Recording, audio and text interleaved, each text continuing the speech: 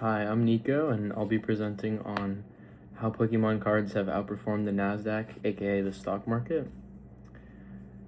So, have you heard of Pokemon?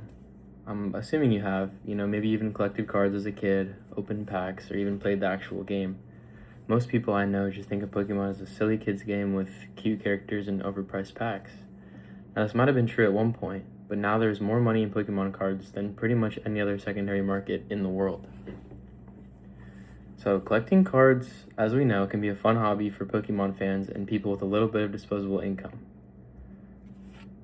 Some credibility would be TCG Player, Price Charting, and Collector, which are some of these sites that track the live values of Pokemon cards and what somebody might pay you for them on secondary market.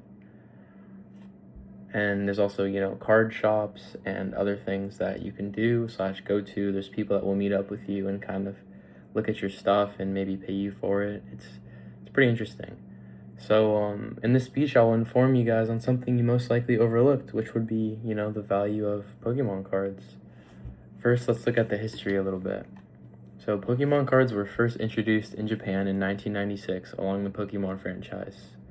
This was a little bit after the shows and movies had come out, so there was a little bit of hype, and people wanted something to do / play that involved these little cute characters running around, these Pikachus and whatnot. So the cards were originally created as a way to play a strategy-based game. It's kind of like laid out on a mat, and it's just a normal card game like D&D or any of these other type of games. So the franchise quickly expanded internationally. It was huge in America as well as in Asia.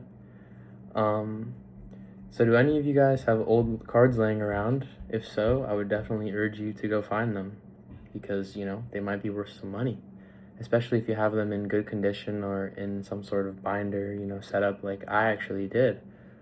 So, Pokemon cards began as a trading card game and it quickly, gained popularity.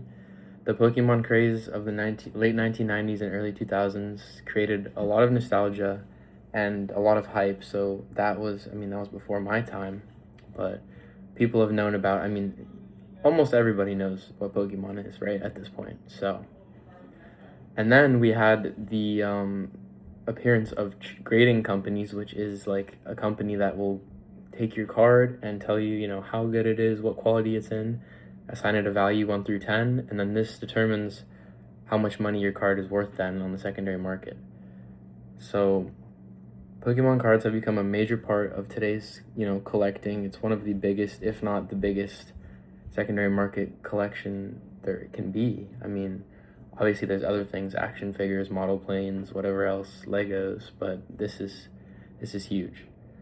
So think about how, back when I was growing up, there was just tons of cards and boxes and all these things on the shelf, but people, they didn't think they were worth anything, so maybe they'd get one for their kid would open it, do, whatever, show his card off to his friends. But it's changed a lot, and this is thanks to social media. So modern technology has made Pokemon collecting way more accessible than ever before and, increased the hype from here to here, right? So online marketplaces allow collectors to easily buy, sell, and track card values. So like the websites that I previously mentioned, there's real-time market information. Sometimes your card will be worth $10, the next week it's worth 20. It's insane.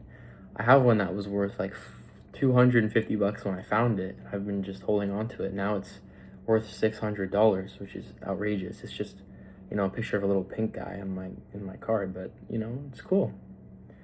So content creators and online communities have increased interest in Pokemon cards by a lot. And so nostalgia has, really brought back people like middle-aged or like myself. I'm 19, so when I was younger, I grew up on it, and now I'm coming back into it I have money and, I have a collection, so that's very interesting. So Pokemon cards have become like a unique alternative to what would be an investment. I have a friend that has maybe $60,000 invested in Pokemon cards, and originally that was probably $10,000, but it's gone like this, and it's insane.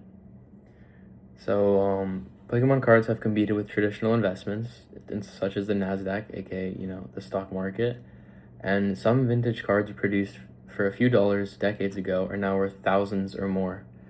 There was a card that Logan Paul bought. He got it for $3 million, like 2021. He held on to it till 2026, $16 million. I mean, what?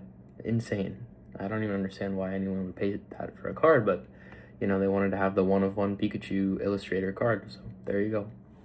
So yes, there's an investment level to it, but at the end of the day, is also a cool card of some character you might like since you were a kid. So there's the nostalgia aspect, which would bring in the money and people that are collecting/buying.